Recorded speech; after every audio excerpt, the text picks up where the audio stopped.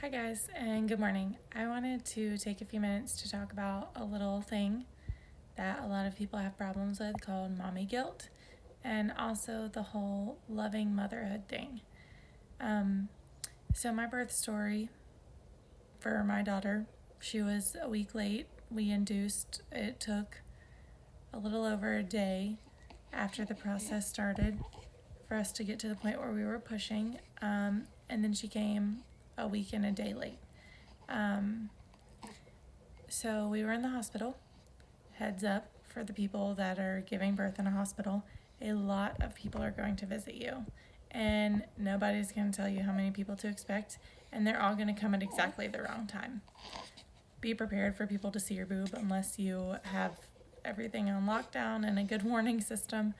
But yeah, so there's all of that, the stress that comes with the hospital, then coming home. And for all of you single parents and single parents of multiples, like, mad props to you, because I had help and I only have one baby right now, and it's still hard. So my sentiments and my heart goes out to you guys. And this is difficult.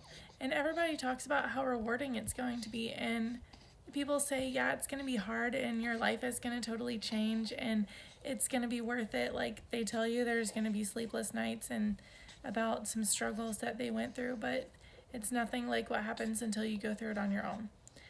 And I know not everyone is like this, but I am a person who has grown a lot in a lot of different areas of my life over the last few years, especially spiritually, emotionally, physically. I've conquered so many things that I've just gotten in the habit of, okay, let's make a goal, let's do the things, and let's knock this goal out of the park.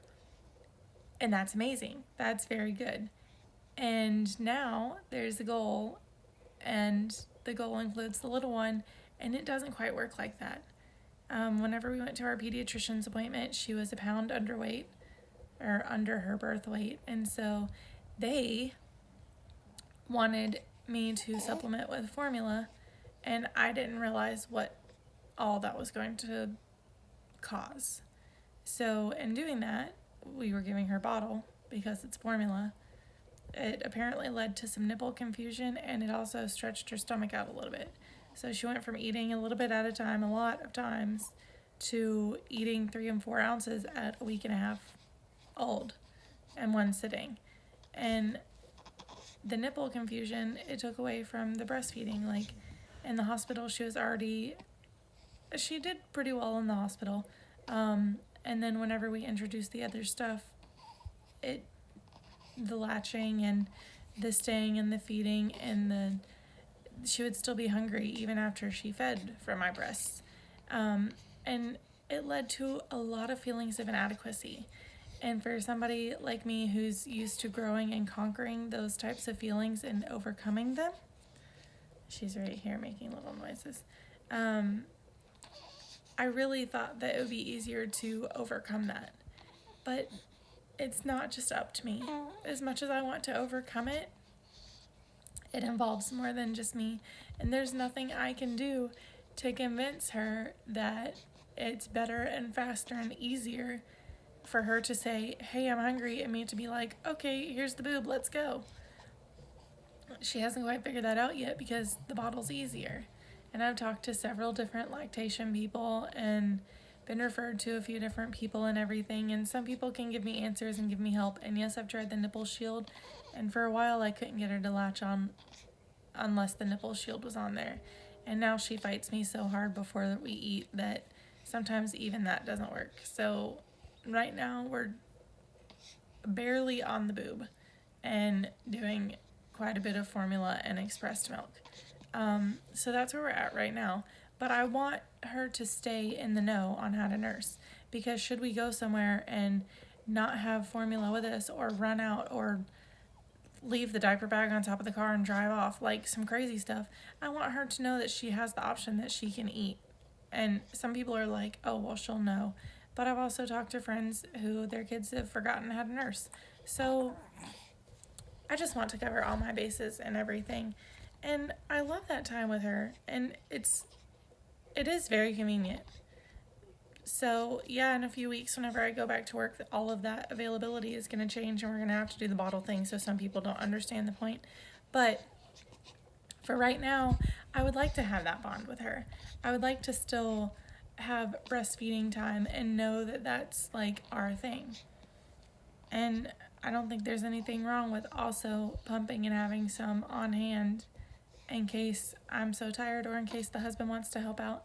Like, all of that is great.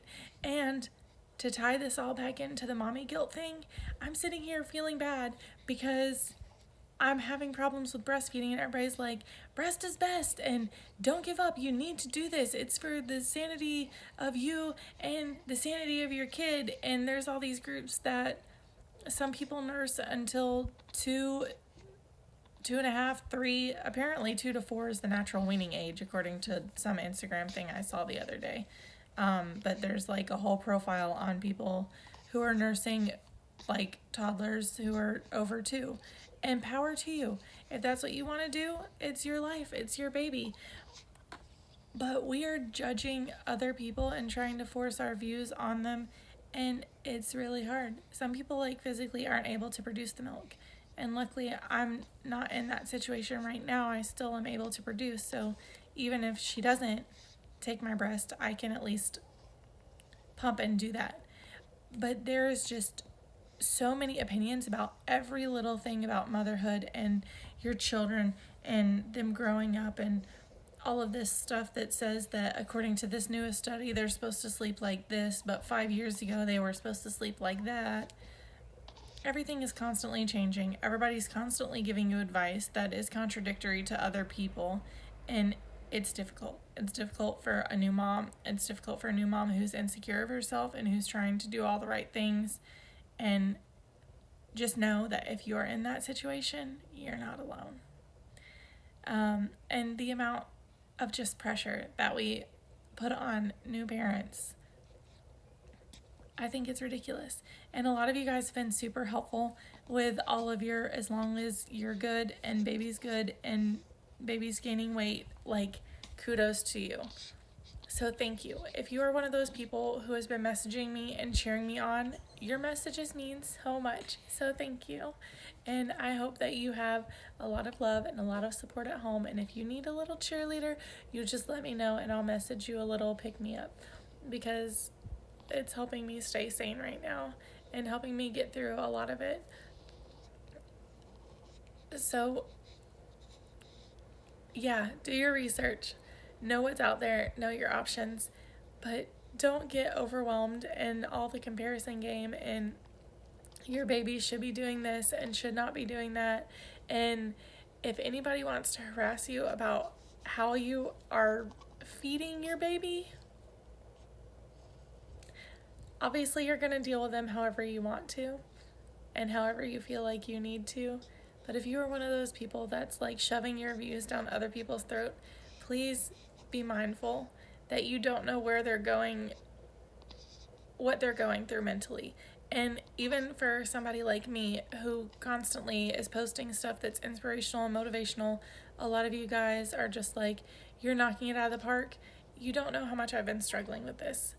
And if you don't know how much somebody who is spreading positivity and love to others is struggling with this, imagine the people who are suffering quietly in the back, how much they're suffering. You don't know who has postpartum depression. You don't know how one simple thing can change everything. And granted, that's on the person, because the words have as much power as we give them. But sometimes whenever you're in that sleepless, tired, exhausted, frustrated, confused, insecure place, it's a lot easier for the negative stuff to take root. So please be mindful of that. If you are a mom and you are going out looking for this information, prep yourself beforehand. Put on your helmet and be ready to go through the battlefield.